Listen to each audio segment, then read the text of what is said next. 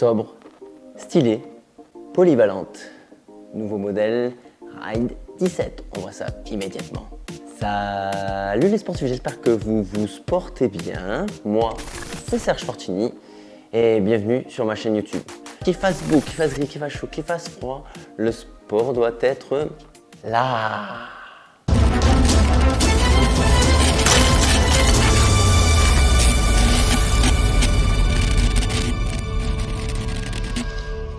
Saucony Ride 17, nouvelle version d'un modèle emblématique de chez Saucony. Si tu l'as jamais rencontré, c'est l'occasion. Une chaussure plutôt polyvalente dans la gamme. On se retrouve au milieu à peu près de la gamme de chez Saucony. J'en ai testé il n'y a pas très longtemps, entre autres la RFG, le côté Triomphe. Je te mettrai le lien là, juste là. Là, on est sur un modèle qui coûte 155 €, prix public. Je te mettrai les liens en description pour pouvoir l'acquérir si elle te plaît. Ce qu'il faut savoir, c'est que j'ai pas payé cette basket, je suis tout à fait honnête avec vous. Par contre, cette vidéo n'est pas sponsorisée. C'est simplement Saucony qui m'a envoyé sympathiquement la paire pour la tester. Et ouais, donc comme ça, je peux vous partager tout ça. Et pour le partage, moi, je vous invite à liker cette vidéo si tu la regardes. C'est que le modèle de chaussure t'intéresse sans doute. Et on en profite pour s'abonner à la chaîne et activer les notifications. Merci les sportifs. Allez, go! Donc elle hérite de pas mal de choses de sa petite sœur, la Ride 16, mais elle a radicalement changé, surtout au niveau de la semelle intermédiaire, au niveau de la mousse. Donc j'attaque un peu le technique immédiatement. La semelle intermédiaire, c'est de la Power Run Plus. C'est la meilleure mousse de chez Saucony, c'est celle que tu trouves sur la Triomphe, sur le modèle haut de gamme, que j'avais testé sur la RFG, je te le disais en introduction. Immédiatement, je me suis dit, ouh, là, ça va être confort et dynamique. Donc voilà, c'est cet équilibre que toutes les marques recherchent à faire, le meilleur compromis entre poids, puissance, légèreté, confort. Ça s'annonçait plutôt bien. Je l'ai reçu en 42,5. Chez Saucony, moi, perso, j'ai jamais trop surprise sur le chaussant. J'ai mis mon pied dedans, évidemment, très confortable. Pas très mou, c'est pas méga smooth dans les premières foulées, attention. Ça reste quand même tout de suite dynamique, c'est-à-dire quand même tu sens ton sol, tu sens ton contact avec le revêtement. Ouais, un bon compromis pour de la polyvalence. Donc là, premier point bien validé de ce côté-là. Au niveau du poids, on est autour des 280 grammes. C'est pas très léger, je dirais que c'est le plus gros axe d'amélioration qu'il pourrait y avoir sur cette chaussure. Elle a pris un petit peu de poids par rapport à sa petite sœur, mais la mousse va compenser un peu tout ça. Moi, au pied, quand je l'enfile, j'ai pas une sensation d'avoir un pavé. Le drop, quant à lui, est de 8 mm, 35 mm à l'arrière, 27 mm à l'avant. Donc, on est sur du drop moyen, j'aurais tendance à dire. Encore une fois, lié à sa destination.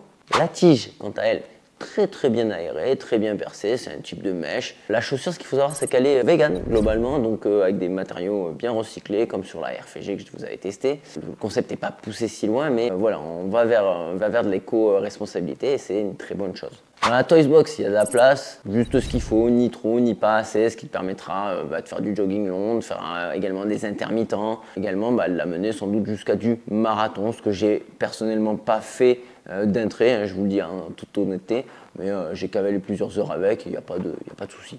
Le talon est très rigide à l'arrière, tu ne peux pas plier le talon avec les doigts et ça permet de le garder bien au fond, bien calé. Sur un débutant, ça lui permet aussi d'avoir un maintien supplémentaire si tu es vraiment gros supinateur, gros pronateur. C'est bien, la chaussure est bien stable de ce côté-là. La languette est semi-emprise, ni trop ni pas assez au niveau de la mousse, au niveau de la quantité de mousse, elle se fait tout de suite oublier. Tu peux lasser les lacets qui sont plats d'ailleurs au passage, rien de transcendant sur les lacets. Tu vas pouvoir les serrer fort sans avoir de gêne avec cette languette. Elle est bien pensée, franchement, pas de souci. La semelle de propreté, la semelle intérieure, quant à elle, est spéciale. C'est chez Saucony, c'est pas nouveau, une semelle très présente à l'intérieur, très confortable comme tu peux voir à l'image. Elle est smooth, tu l'enlèves et tu mets une semelle de propreté standard, ça change toute la chaussure, qu'on soit bien d'accord.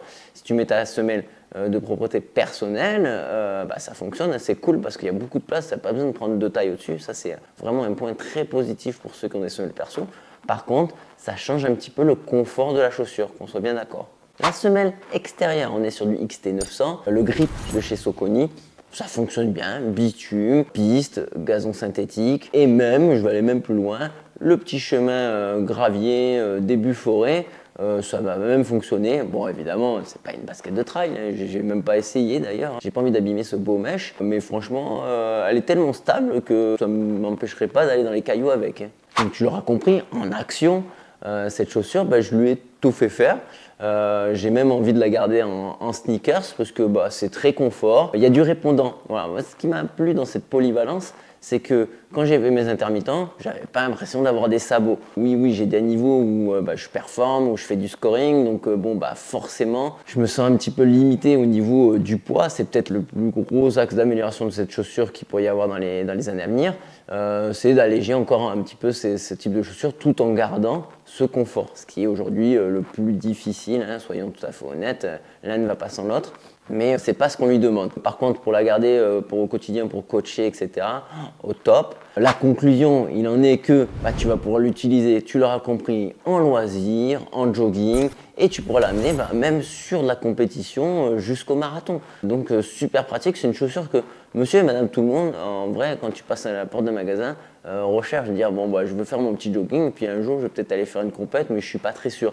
Bon bah voilà, bah c'est ce modèle, il va pouvoir t'accompagner. Ses limites, bah évidemment, ça va être jusqu'au chemin, un peu gras, etc. On n'est pas sur de l'énorme crampon. Tu vas pouvoir également l'amener sur de l'OCR de type stade. Elle va être pratique pour du type également Aerox, puisque bah, elle est stable, elle court vite, donc vraiment polyvalente. Voilà. Donc c'est vraiment ma conclusion. Je valide le titre qui est écrit en gros polyvalence de chez Saucony. Et puis bon, bah, la ride, elle est connue pour ça quand même. Si tu étais sur la 16, essaye-la quand même, parce que c'est pas tout à fait le même feeling.